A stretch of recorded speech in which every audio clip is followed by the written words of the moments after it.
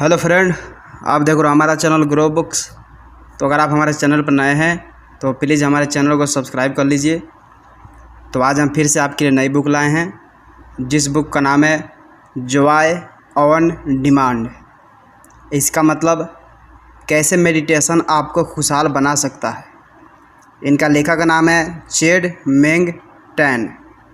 तो चलिए बुक आपको दो लफ्ज़ों में बताते हैं। जॉय ऑन डिमांड 2016 में आई यह किताब पुराने ज़माने के मेडिटेशन के ज़रिए सुकून, स्टेबिलिटी और खुशियाँ ढूंढने के तरीके को बताती है। यह समरी आपको उन छोटी छोटी चीज़ों के बारे में बताती है जो आपके बुरे वक्त को उम्मीद की रोशनी में बदल सकती है। साथ ही सच्ची लगातार मिलने वाली खुशियों की जानकारी भी इसमें मौजूद है। यह बुक किसको पढ़नी चाहिए?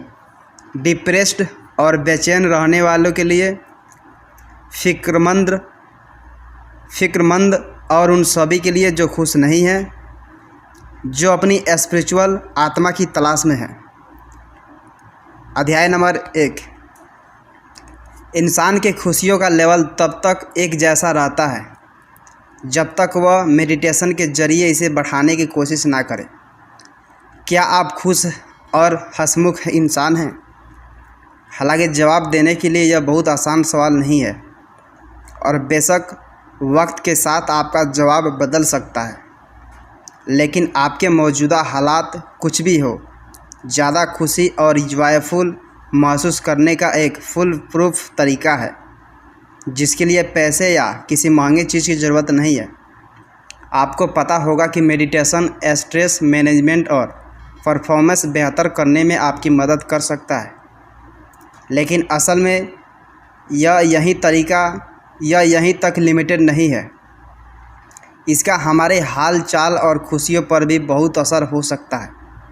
इसके अलावा आप जानेंगे कि क्यों बहुत सारे लोग अपने अडल्ट में भी टीन एजर की तरह ही महसूस करते हैं। आपको अपने मन और खुशियों के एहसास की आदत डालने की ज़रूरत है, और क्यों गैरों के लिए प्यार का एहसास करना आपको खुशहाल बनाता है। एक बार एक चीनी शख्स हाथ देखने वाले के पास पहुंचा। उसका हाथ देखने के बाद हथेली पढ़ने वाले ने उसे बताया कि वह दुखी है और 40 का होने तक ही ऐसे ही रहेगा। यह सुनते ही वो आदमी खुश हो गया। उसने समझा कि उसे 40 का होने तक ही ऐसे रहने की ज़रूरत है। उसके बाद आखिरकार वह खुशहाल हो जाएगा। हालांकि उसने गलत समझा था। हथेली पढ़ने वाले ने बताया कि 40 की उम्र आते आते इंसान अपने दुखों का आदी हो जाता है। एग्जाम्पल में दिए गए आदमी और दुनिया के ज़्यादातर लोगों के लिए ज़िंदगी भर खुशियों का लेवल एक जैसा ही रहता है। स्टडी बताती है कि इंसान अपने माहौल के हिसाब से पॉजिटिव और नेगेटिव दोनों को ही एक्सपेक्ट कर लेता है। हम अपनी सहूलियत के हिसाब से खुशियों के शुरुआती लेवल या नाखुशी की हालत में लौट जाते हैं। साइकोलॉजिस्ट फिलिप ब्रिकमैन ने अपनी 1978 की स्टडी में पाया कि पहले ज़माने में लॉटरी जीतने और पैरालाइज होने जैसे इमोशंस का लोगों की खुशियों के लेवल पर बहुत ज़्यादा असर नहीं पड़ता था। एक्साइटमेंट और शौक़ की वजह से लोगों की खुशियों में थोड़ा सा बदलाव आता है। उसके बाद वह उस इवेंट से पहले के एहसास में वापस चले जाते हैं। मतलब हमारी ज़िंदगी में कोई दुख या खुशी का असर कुछ वक्त के लिए ही होता है। उसके बाद हम वैसे ही हो जाते हैं जैसे उस वाक्य के पहले थे। या फिर 1996 में साइकोलॉजिस्ट डेविड लिकेन द्वारा जुड़वा बच्चों पर की गई स्टडी को ही ले लीजिए, जो बताती है कि इंसान के खुश रहने की क्षमता कम से कम 50% जेनेटिक्स पर डिपेंड करती है। हैरत की बात है कि पैसा और एजुकेशन जैसी चीज़ों का इसमें सिर्फ 3% ही योगदान है। नतीजतन अगर कोई नाखुश पैदा हुआ है तो उसे ऐसा ही रहना पड़ता है। लेकिन इससे निजात पाने का एक तरीका है। खुशियों और दुखों से निकलने की कैपेसिटी को प्रैक्टिस के जरिए बढ़ाया जा सकता है। असल में मेंटल एक्सरसाइज आपकी खुशियों को वैसे ही बढ़ाती है जैसे फिजिकल एक्सरसाइज आपके मसल्स को मजबूत करती है। लेखक ने यह शानदार चीज़ तब जानी जब उन्होंने मेडिटेशन करना शुरू किया। लेखक ने पाया कि यह प्रैक्टिस आपके दिमाग पर वैसे ही असर डालती है जैसे पुशअप्स या रनिंग लैप्स आपके बॉडी पर असर करते हैं। ऐसा कैसे? जब दिमाग मजबूत होता है तो यह कुछ खास तरीके के नतीजे एक्सपेक्ट करने के काबिल बन जाता है, जैसे कि खुशियाँ। लेकिन इसके लिए रेगुलर मेडिटेशन करने की ज़रूरत है, जो थोड़ा मुश्किल हो सकता है। आगे आप जानेंगे इससे क्या फ़ायदा होता है और खुशी की प्रैक्टिस की आदत डालकर आप क्या हासिल कर सकते हैं। अध्याय नंबर 2, मेडिटेशन के बहुत सारे फ़ायदे हैं। शांति के एक नए जज्बे से लेकर इमोशनल स्ट्रेंथ को बढ़ाने तक। अगर आपने कभी एक्सरसाइज की हो तो आपको मालूम होगा कि शुरुआत में कितनी मुश्किल होती है, लेकिन एक बार आप कर लेते हैं तो बहुत अच्छा महसूस होता है। मेडिटेशन के साथ भी ऐसा ही है। यह मेंटल प्रैक्टिस शुरुआत में मुश्किल हो सकती है, लेकिन इसके बहुत सारे फ़ायदे हैं। उनमें से सबसे पहला बेहद शांति का एक्सपीरियंस है। असल में रेगुलर मेडिटेशन से आप अपने दिमाग को शांत करना सीख सकते हैं। यकीनन यह एक रात में तो हो नहीं सकता। शुरुआत में आपके दिमाग में वही ख्याल आते रहेंगे जिसकी इसे आदत है, लेकिन जैसे जैसे आप प्रैक्टिस करेंगे अपने थॉट्स को कंट्रोल करने के काबिल बन जाएंगे। यह काबिलियत हासिल करने के बाद आप अपनी ज़िंदगी के हालातों में भी इसका इस्तेमाल कर सकेंगे। मिसाल के तौर पर मेडिटेशन के कुछ हफ्तों बाद ही लेखक के एक स्टूडेंट ने अपने ससुराल वालों पर घटिया कमेंट करने की अपनी आदत पर कंट्रोल पा लिया। उसने तेज़ी से अपनी ज़िंदगी में सुधार किया। लेकिन मेडिटेशन का यह इकलौता फ़ायदा नहीं है, यह इमोशनल फ्लेक्सिबिलिटी भी बढ़ाता है, मतलब दुखों से बाहर निकलने के काबिल बनाता है। इसका ख़ास तौर पर इस्तेमाल इमोशनल स्ट्रगल के दौरान किया जा सकता है। एग्जाम्पल के लिए मान लीजिए आपको नौकरी से निकाल दिया गया है। बहुत सारे लोगों के लिए एक इमोशनल स्ट्रगल की सिचुएशन है, जिसकी वजह से लोग फिक्र, घबराहट और कभी कभी तो नशे का शिकार हो जाते हैं। इनमें से कोई भी इस मुश्किल से निकलने का बेहतर तरीका नहीं है। वहीं दूसरी तरफ मेडिटेशन आपको दिमाग शांत रखकर स्ट्रेस का सामना करना सिखाता है। मेडिटेशन आपको अपने इमोशंस पर ध्यान देने और यह समझने में मदद करेगा कि सब कुछ वक्ती होता है, और इस स्किल के ज़रिए आप अपने हर तरह के इमोशंस को एक्सपेक्ट करने के काबिल बन जाएंगे। एक बार आप ऐसा कर लेते हैं तो आप पर इमोशंस का कंट्रोल नहीं रहेगा। आप अपने अगले कदम के बारे में सोच सकेंगे और उस वक्त का इस्तेमाल आप नई नौकरी ढूंढने में कर सकते हैं। मेडिटेशन के फ़ायदे तो साफ है, लेकिन क्या इन फ़ायदों का एक्सपीरियंस करने में बहुत वक्त नहीं लग जाएगा? इसके बारे में ज़्यादा जानकारी आपको अगले लेसन में मिलेगी। अगर आप प्रैक्टिस पर ध्यान देते हैं तो मेडिटेशन आपके ज़िंदगी में तेज़ी से खुशी ला सकता है। इससे पहले कि हम मेडिटेशन के प्रोसीजर पर जाएं, यह समझना ज़रूरी है कि मेडिटेशन को रोज़मर्रा की प्रैक्टिस कैसे बनाया जाए। यह थोड़ा सा मुश्किल हो सकता है, लेकिन उतना नहीं जितना आप सोच रहे हैं। असल में आप जॉय की पावर का इस्तेमाल करके मेडिटेशन को आसान बना सकते हैं। कुछ ऐसे, हर मेडिटेशन प्रैक्टिस में एक ऐसा वक्त ज़रूर आता है जिसे लेखक जॉय पॉइंट कहते हैं। एक बार इस पॉइंट पर पहुंच गए तो मेडिटेशन के स्टूडेंट्स को प्रैक्टिस में मज़ा आने लगेगा। अगर वह चाहे तो जॉय पॉइंट की सबसे अच्छी बात यह है कि एक बार आप वहां तक पहुंच गए तो आपकी प्रैक्टिस अपना मोमेंट खुद बना लेगी और प्रैक्टिस के ज़रिए जॉय हासिल कर पाना ज़्यादा मेडिटेशन के लिए इनकरेज करेगा, जिससे जॉय हासिल करने की आपकी कैपेसिटी बढ़ेगी और सक्सेस की तरफ जाने वाला रास्ता मिल जाएगा। मेडिटेशन के शानदार फ़ायदे की वजह से डिस्करेज होने के पहले आप अपने मकसद पर पहुंच जाएंगे। जॉय पॉइंट बहुत दूर की बात लग सकता है, लेकिन जॉय पुल फ़ायदे हासिल करने में उससे कम वक्त लगाता है जितना आप सोच रहे हैं। मिसाल के तौर पर बहुत सारे लोग जो माइंडफुलनेस बेस्ड मेडिटेशन करते हैं उन्हें कुछ हफ्तों में ही पॉजिटिव बदलाव नज़र आने लगता है। हर इंसान पर इसका अलग अलग असर होता है, लेकिन यह साफ है कि एक हिसाब से कम वक्त में फ़ायदा हासिल किया जा सकता है। एक स्टूडेंट के साथ लेखक के एक्सपेरिमेंट को ले लीजिए। उन्होंने आकलन किया कि मेडिटेशन का पहला फ़ायदा देखने के लिए किसी भी इंसान को कम से कम 100 घंटे का मेडिटेशन पूरा करना होगा। दलाई लामा के द्वारा किए गए आकलन में उन्होंने बताया कि मेडिटेशन के 50 घंटे पूरे होने के बाद आप पॉजिटिव रिजल्ट देखने लगते हैं। और 2007 में चीनी साइकोलॉजिस्ट वाई तान ने अपनी स्टडी में पाया कि सुकून, कंसंट्रेशन और रोज़मर्रा की खुशियाँ बढ़ाने के लिए कम से कम 100 मिनट का मेडिटेशन काफ़ी है। और यह 100 मिनट्स एक साथ करना ज़रूरी नहीं है। आसान तरीके से कहा जाए तो मेडिटेशन आपको तेज़ी से खुशहाल बना सकता है। आगे आप जानेंगे कि आज से ही आनंद के रास्ते पर चलना कैसे शुरू करें। अध्याय नंबर 3, सिर्फ एक सांस में आप मेडिटेशन के ज़िंदगी बदलने वाले फ़ायदों का एहसास कर सकते हैं।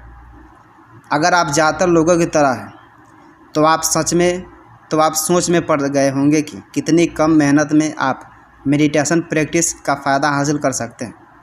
मतलब ज़्यादा मेहनत भी ना करनी पड़े और मेडिटेशन का फ़ायदा भी मिले। यह एक नेचुरल सवाल है जिसका जवाब आपको हैरत में डाल देगा। मेडिटेशन से होने वाले थोड़े से फ़ायदे का एहसास सिर्फ एक लंबी सांस लेने और छोड़ने से किया जा सकता है। नहीं समझ आया, इसे अपने ऊपर आजमा कर देखिए। चाहे खुली या बंद आँखों के साथ आराम से एक गहरी सांस लीजिए। सांस अंदर और बाहर करते वक्त अपनी सांस के फ्लो पर ध्यान दीजिए। बहुत सारे लोगों का मानना है इस तरह से एक बार सांस लेने के बाद वह शांत और रिलैक्स महसूस करते हैं, लेकिन ऐसा कैसे मुमकिन है? यह बहुत सिंपल है। पहला, माइंडफुल ब्रीथिंग आपकी नॉर्मल सांसों से ज़्यादा लंबी और डीप होती है।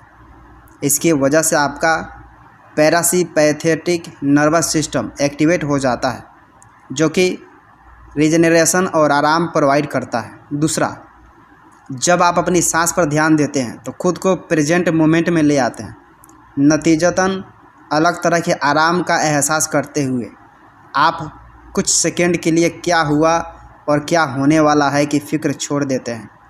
ऐसा कुछ सिंपल मेडिटेशन बहुत बड़ा बदलाव ला सकता है।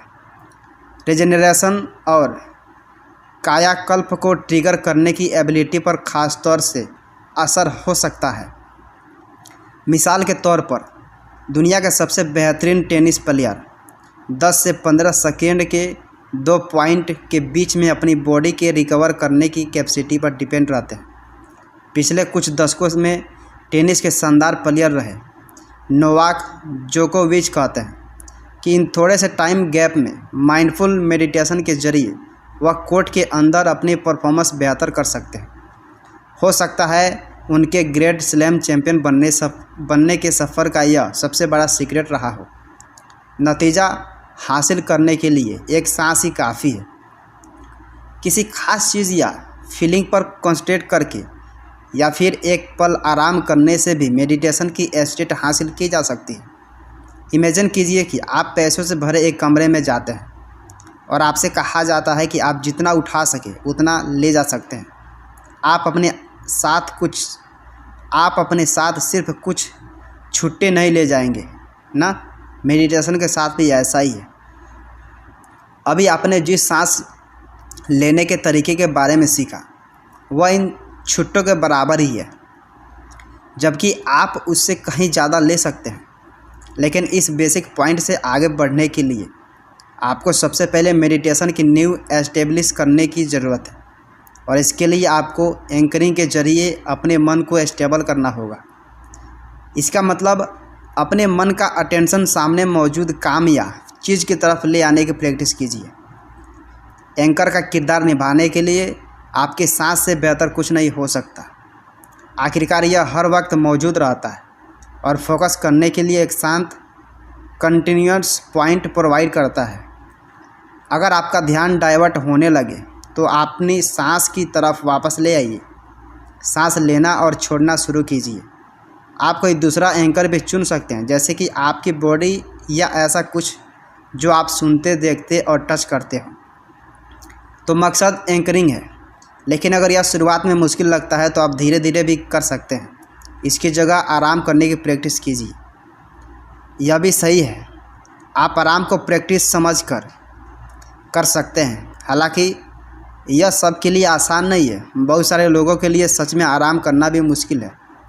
बहुत सारे लोग कुछ ना करने के आदी नहीं है। उसके लिए आराम करना एक चैलेंज है। जब आप यह प्रैक्टिस कर रहे होते हैं तो अपने दिमाग को रिलैक्स रखिए। बीच पर आ रही लहरों या तितली के पंखों जैसे सुकून देने वाली चीज़ों के बारे में सोचिए।